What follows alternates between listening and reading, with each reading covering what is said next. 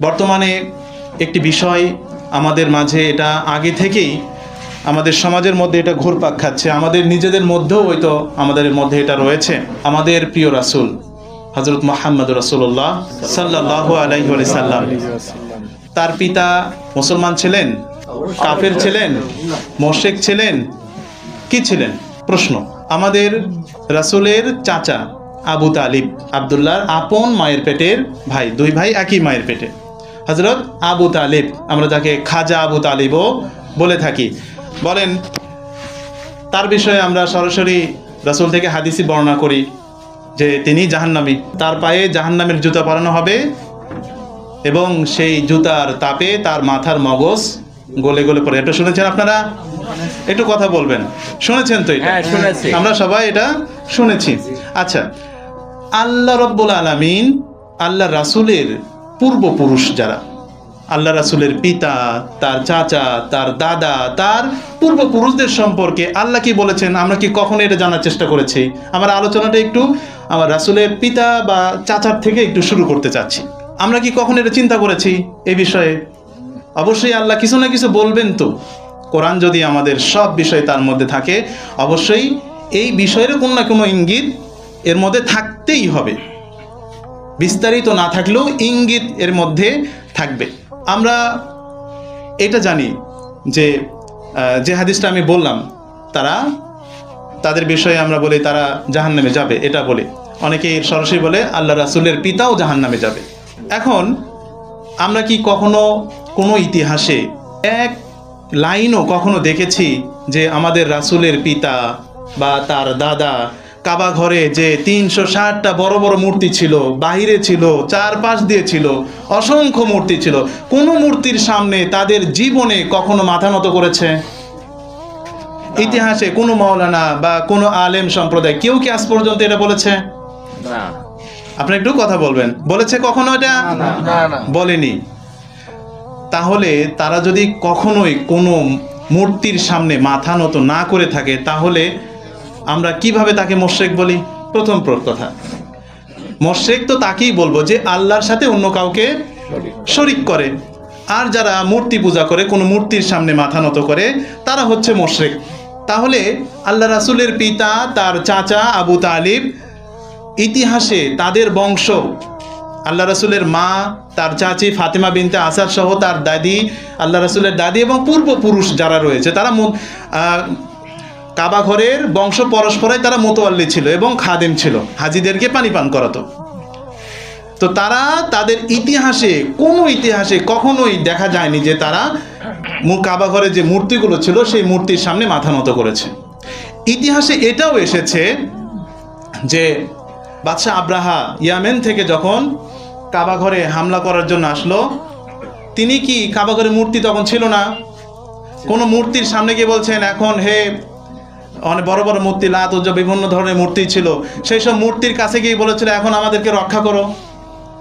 ইতিহাসে কিন্তু এই বিষয়টা খুবই স্পষ্টভাবে এসেছে যে সেখানে বলা হচ্ছে যে কাবা ঘরের দেওয়াল ধরে খাজা আবু তালিব বলছেন, হে কাবার মালিক, আব্দুল মুত্তালিব দাদা, দুঃখিত, হে কাবার মালিক, আপনি এই কাবা ঘরের মালিক, এই কাবা ঘরকে আপনি রক্ষা করুন। কি ইতিহাস তো এটাই বলে, আপনারা এটা জানেন তো? আমরা এটাও জানি, আবার বলি তারা মুশরিক ছিল। কি বিষয়টা কি খটকা লাগার বিষয় নয়? এরকম একই মাথায় দুই রকম চিন্তা কখনো থাকতে পারে না।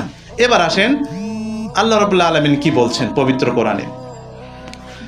সূরা বাকারার 132 নম্বর আয়াত, আপনারা এর পরেও গিয়ে দেখতে পাবেন। আল্লাহ রাব্বুল আলামিন বলছেন, ওয়া ওয়াসা বিহা ইব্রাহিমু বানিহি ওয়া ইয়াকুবু ওয়া বানি ইন্নাল্লাহা ইসতাফা লাকুমুল দীনা ফালা তামুতুন্না ইল্লা ওয়া আনতুম মুসলিমুন।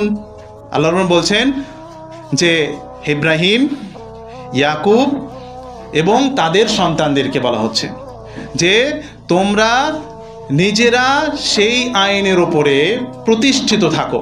কোন আইন? ইব্রাহিমের আইনের উপরে, অর্থাৎ আইন মানে হচ্ছে দিন, ধর্ম।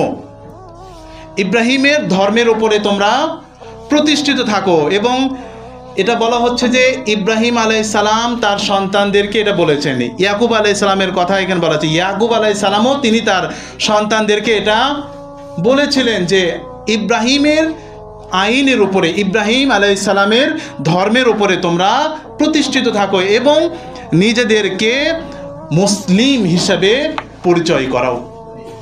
আচ্ছা, মুসলমান আমরা বলি, মুসলমান কি রাসূলুল্লাহ সাল্লাল্লাহু আলাইহি সাল্লামের পর থেকে মুসলমান জাতি এসেছে, না তার আগেও ছিল?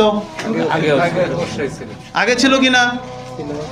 আগেও ছিল। যখন আল্লাহ রাব্বুল আলামিন নিজে কোরআনে ইব্রাহিম আলাইহিস সালামকে বলা হচ্ছে যে তিনি হচ্ছেন মুসলিম জাতির পিতা।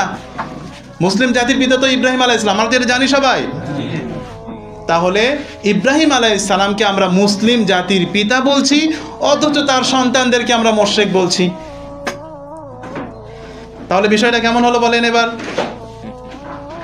ইব্রাহিম আলাইহিস সালামকে আমরা মুসলিম জাতির পিতা বলছি, আল্লাহ নিজেই বলছেন, হে ইব্রাহিম, তোমাকে মুসলিম জাতির পিতা করা হলো এবং তুমি তোমার সন্তানদের, ইয়াকুব আলাইহিস সালামের কথাও বলা হচ্ছে, তাদের সন্তানদেরকে বলে দাও তারা যেন তার আইনের উপরে, তার ধর্মের উপরে প্রতিষ্ঠিত থাকে। এবং যারা তার ধর্মের উপরে প্রতিষ্ঠিত থাকে তাদেরকে কোরআনে কি নামে সংজ্ঞায়িত করা হয়েছে? তাদের বিষয়ে বলা হচ্ছে পবিত্র কোরআনে সূরা আল ইমরান 95 নম্বর আয়াত।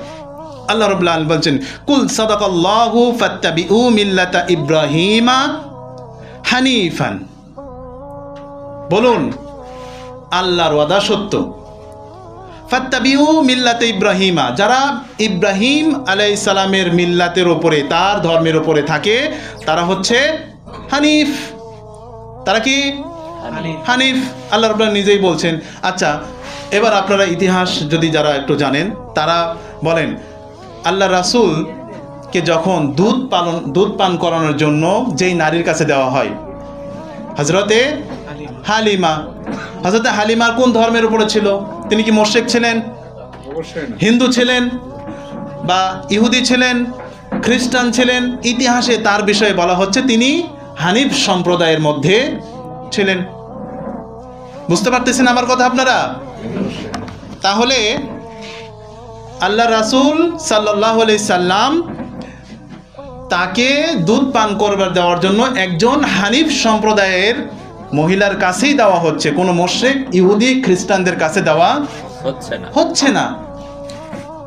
আবার আমরা একই মুখে আবার ওই ইতিহাস পড়েই আবার বলছি আল্লাহ রাসূলের পিতা, তার চাচা, তারা সবাই হচ্ছে মুশরিক। তাহলে আমরা কি কোরআনের আয়াত আমাদেরকে যা বলছে, ইতিহাস আমাদেরকে যা বলছে, তার বিপরীত দিকে আমরা চলছি না? বিপরীত দিকে আমরা চলছি, যেখানে আমরা তো নিজেদেরকে মুসলমান দাবি করি। আমরা তো মুসলমান দাবি করি নিজেদেরকে। আমাদের সন্তান তো ভাই বোন জন্মগতভাবেই মুসলমান। আমার সন্তান কি কখনো তাকে অনুষ্ঠান করে, দাওয়াত করে, সবার সামনে এসে কখনো কালেমা পড়ে মুসলমান হয়েছে? আপনাদের কারো সন্তান হয়েছে এরকম? আপনারা হয়েছেন? আমরা নিজেরা যদি অনুষ্ঠান করে, কাউকে প্রচার না করে যদি আমরা জন্মগতভাবে মুসলমান হতে পারি, তাহলে খাজা আবু তালিব, আব্দুল্লাহ, আব্দুল মুত্তালিব, তাদের বংশধর, তারাও তো বংশগতভাবে ইব্রাহিম আলাইহিস সালামেরই সন্তান, ইসমাইল আলাইহিস সালামের সন্তান, তারাও ভাই বোন, তার অনুসারী মুসলিম। তাহলে এখানে প্রকাশ করারই কি আছে আর প্রকাশ না করারই কি আছে? তারা তো নতুন করে মুসলমান স্বীকার করার আর কোনো কিছু নাই। আছে কিছু?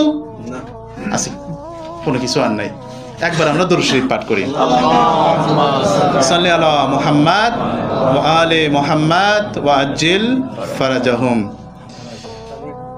তাহলে আমি যেটা আপনাদের বোঝানোর চেষ্টা করলাম, সমাজে যা কিছু প্রচার হয় অনেক কিছুর মধ্যেই সমস্যা বা গিল্টি থাকে। আমরা আমাদের নবী সাল্লাল্লাহু আলাইহি ওয়া আলিহি ওয়াসাল্লামের পিতা এবং তার বংশধরকে কখনোই মুশরিক বলতে পারি না। বললে বরং আমাদেরই সমস্যা হবে। বরং আমাদের ইমানেরই সমস্যা হবে। আমার রাসূলের পিতা সম্বন্ধে আমার ইমানের এই অবস্থা, তাহলে আমার ইমান কত দূর আর যাবে?